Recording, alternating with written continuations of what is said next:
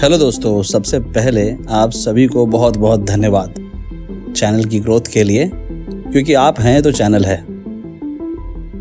रोज़मर्रा की ज़िंदगी में हम ऐसे उलझे हुए हैं कि एक्चुअल दुनिया में क्या क्या हो रहा है जो इतने बड़े स्तर पर खतरनाक साबित हो सकता है, इसका हमें अंदाज़ा नहीं है। आज हम बात करने वाले हैं कुछ ऐसी घटनाओं के बारे में जिसने दुनिया के साइंटिस्ट्स, रिसर्चर्स और सेनाओं को डरा के रखा हुआ है। शायद इसकी खबर हम और आप जैसे लोगों तक नहीं पहुंची है, क्योंकि हम अक्सर सभी चीज़ों को फेक या होक्स मान लेते हैं। मेरे स्टोरीज को आप गूगल पर रीचेक कर सकते हो, मैं लिंक डिस्क्रिप्शन में डाल दूंगा। तो चलिए शुरू करते हैं। 1975 के 3 मई को पैसिफिक कोस्ट के इस सीपोर्ट टाउन में पैसेंजर्स को छोड़ने के बाद pilot Carlos de Los Santos अपने पाइपर प्लेन PA-24 में मेक्सिको सिटी की तरफ लौट रहे थे। मौसम साफ था और आसमान भी क्लियर था जब कार्लोस 10,000 फीट की ऊंचाई पर क्रूज कर रहे थे। तभी अचानक उन्हें कुछ अजीब सा दिखा। एक ग्रे विंगलेस ऑब्जेक्ट उनके प्लेन के लेफ्ट साइड पर उनके फ्लाइट के साथ साथ फ्लाई कर रहा था और वो उनके प्लेन से थोड़ा छोटा था। उनके दिमाग में ये सवाल आया कि आखिर ये कैसा जहाज है। उन्होंने अपने राइट साइड देखा और वहाँ एक और विंगलेस ऑब्जेक्ट दिखा। फिर आगे से बहुत तेजी से एक तीसरा ऑब्जेक्ट आया और ठीक उनके प्लेन के नीचे चला गया। और जैसे ही वो आंख से ओझल हुआ, कार्लोस को अपने प्लेन के निचले हिस्से में एक आवाज आई जैसे कुछ चुंबक की तरह चिपक गया हो। उन्हें डर लग रहा था। वो समझ गए थे कि उनका प्लेन उनके कंट्रोल में नहीं है, बल्कि ये ऑब्जेक्ट्स उनके प्लेन को कंट्रोल कर रहे थे। वो योक को हिलाने की कोशिश कर रहे थे, लेकिन योक खुद ही हिल रहा था। प्लेन 3000 मीटर तक चढ़ने लग गया था, जो उस जहाज की लास्ट लिमिट थी। उसके ऊपर अगर प्लेन गया तो आउट ऑफ कंट्रोल होकर क्रैश कर जाता। वो सच में डरे हुए थे, क्योंकि उस जहाज की केबिन प्रेशराइज नहीं थी। वो एक छोटा प्लेन था और अगर वो एक निश्चित ऊंचाई तक पहुंच जाते तो उन्हें सांस लेने में भी मुश्किल होती।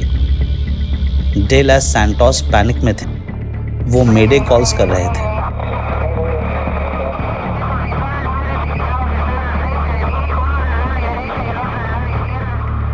प्लेन एक पहाड़ी इलाके की तरफ तेजी से बढ़ रहा था। जैसे ही वो पहाड़ी नजदीक आई, वो तीनों यूएफओज ने उस जहाज को एकदम से रिलीज कर दिया और बहुत तेजी से पहाड़ों में गायब हो गया।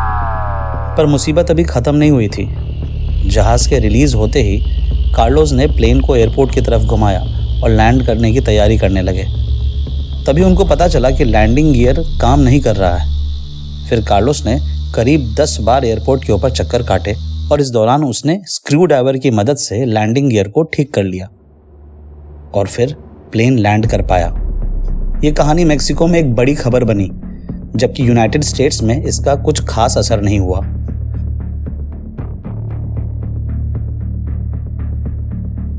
सालों बाद डी लॉस सैंटोस ने खुलासा किया कि घटना के नतीजे में उसे 2 बार रहस्य में लोगों ने चिताया और अपने एक्सपीरियंस को किसी से शेयर ना करने की वार्निंग दी। डी लॉस सैंटोस को एक फेमस यूएफओलॉजिस्ट जे एलन हैनेक ने मिलने का मौका दिया। हैनेक केस में डीपली इन्वॉल्व थे और इस केस को कई लोग फॉलो कर रहे थे। कार्लोस ने बताया कि हैनेक से होटल में मिलने से पहले कुछ लोग आए जो काले सूट में थे, यानी of course main in black वाले लोग, और उन्होंने कार्लोस को धमकाया कि इस बारे में किसी से कोई बात ना करे। और इसी कारण कार्लोस कुछ दिन चुप रहे। लेकिन एक बहुत अरसा बीत जाने के बाद कार्लोस ने अपने साथ घटी घटना के बारे में बात करना शुरू कर दिया। उनकी ये स्टोरी और इमरजेंसी मेडे कॉल को सबने सुना और ये घटना यूएफओ के होने को साफ साफ जाहिर करती है।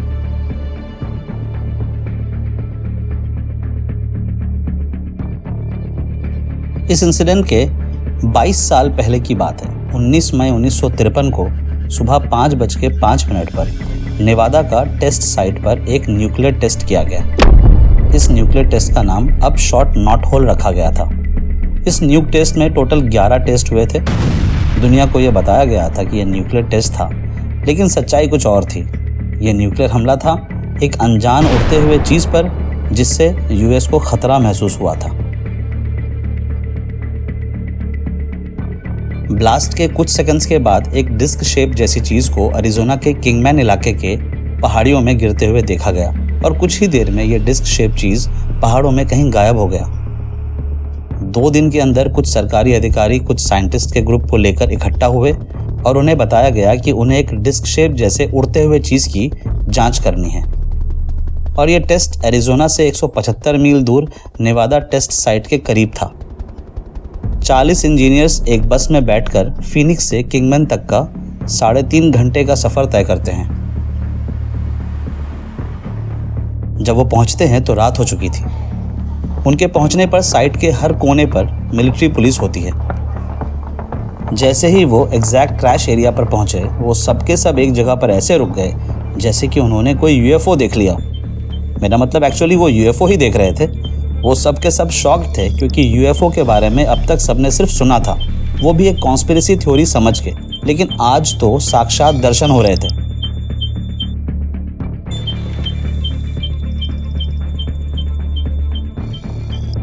सामने 40 फुट का ओवल शेप का यूएफओ गिरा पड़ा हुआ था। आसपास थोड़ा धुआं सा था। इस यूएफओ में एक खरोच तक नहीं थी। इस यूएफओ में पोर्ट होल्स थे जो कि नीचे की तरफ बने हुए थे। इस यूएफओ के अंदर 4 जीव थे, 4-4 फुट के, इंसान जैसे दिखने वाले, लेकिन इंसान नहीं थे।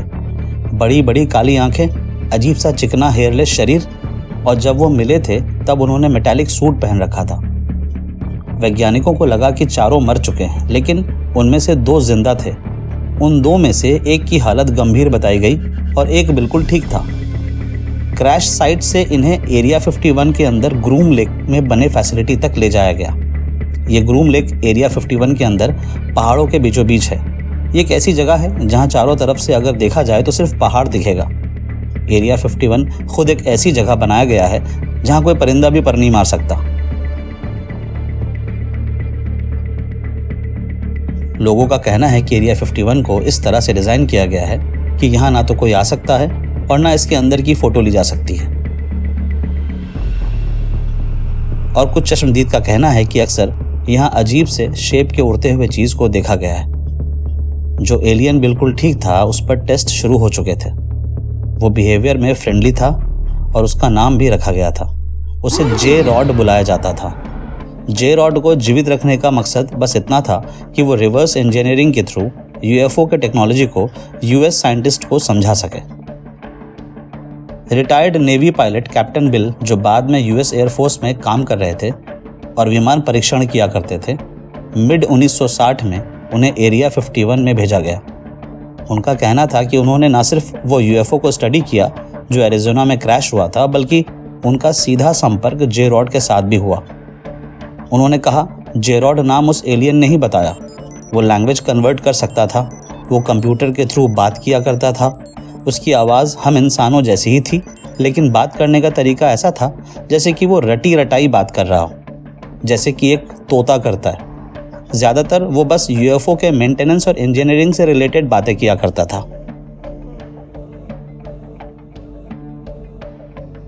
एक और विसल ब्लोअर, डैन ब्यूरिश, उनका कहना है कि उन्हें जे रॉड के हेल्थ रिलेटेड इशू के लिए अपॉइंट किया गया था।